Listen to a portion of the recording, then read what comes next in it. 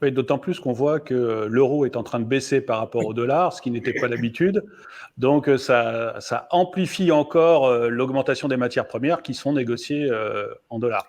Juste Mais en un mot, complètement, ça c'est vraiment effectivement la clé. Parce que si on se compare en 2008, par exemple, quand le baril était à 150 $, l'euro était à 1,60 $ pour un euro.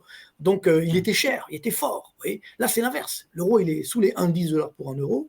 Donc ça, c'est très dangereux. Parce que là, on a la double peine. On paye les matières premières plus chères, mais comme elles sont libellées en dollars et que l'euro baisse face au dollar, ça veut dire que ça renchérit, effectivement, le coût des matières premières pour nous. Voilà pourquoi les prix à la pompe sont plus élevés qu'en 2008. Parce que, enfin, il y a d'autres raisons, notamment à cause des taxes, c'est sûr. Mais c'est également cette baisse de l'euro. Et ça, c'est très dangereux parce que, à cause de la baisse de l'euro, la Banque centrale européenne, elle peut pas relancer la machine. Parce que si jamais elle dit, bon, je vais encore augmenter la planche à billets, ce qui serait évidemment une grave erreur, l'euro va encore baisser. Puis les taux d'intérêt sont déjà à zéro, donc elle ne va pas les mettre en négatif. On est déjà à moins 0,5 sur le taux de dépôt, donc bon, c'est déjà énorme.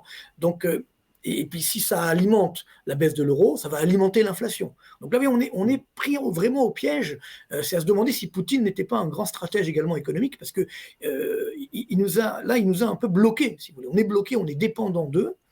On sort de 2 ans de pandémie, on a dépensé un peu n'importe comment, il faut être honnête, et on n'a plus donc les moyens de relancer la machine. Ça, c'est vraiment c'est l'inquiétude que j'avance depuis déjà quelques mois, mais là, évidemment, ça se renforce avec cette guerre. et cette baisse de l'euro, c'est dû au fait qu'il y ait maintenant une différence entre les taux d'intérêt de la Fed et ceux de l'Europe.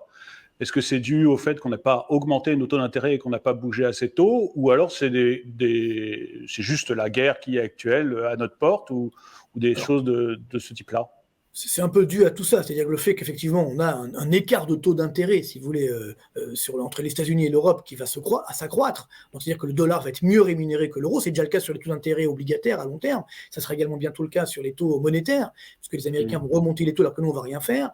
Donc là, c'est évident, ça c'est le sous-jacent. C'est pourquoi l'euro a déjà commencé à baisser avant même la guerre. Le problème, c'est comme je l'évoquais tout à l'heure, cette guerre, elle impacte beaucoup plus l'Europe, donc la zone euro, que les États-Unis.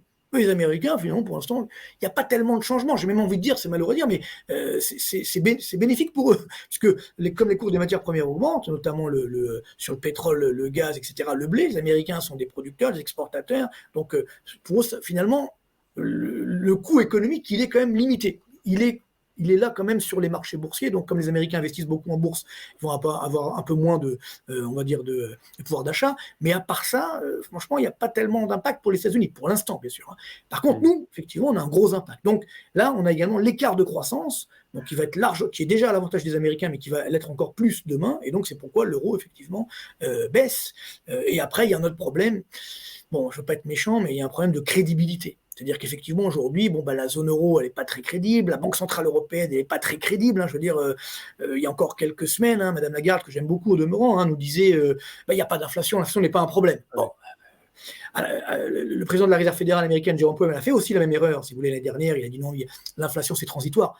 Moi, si vous voulez, ça, c'est pour moi, ça restera historiquement une grande erreur des banques centrales. Parce que moi-même, si vous voulez, il y a 1 an, j'avais annoncé que l'inflation allait augmenter. Je ne suis pas devin, c'est simplement, on a tous des indicateurs avancés, que ce soit moi, les économistes des banques centrales, etc. Donc, ils savaient que l'inflation allait augmenter. Mais ils ont fait une sorte de déni de réalité, si vous voulez. Ça, c'est dangereux parce que les politiques fassent du déni de réalité, ça, on a l'habitude, mais que les banques centrales, qui sont les gardiens du temple, si vous voulez, gardienne même, on pourrait dire, du temple, face à ce déni de réalité, ça c'est très très dangereux. Et maintenant on paye.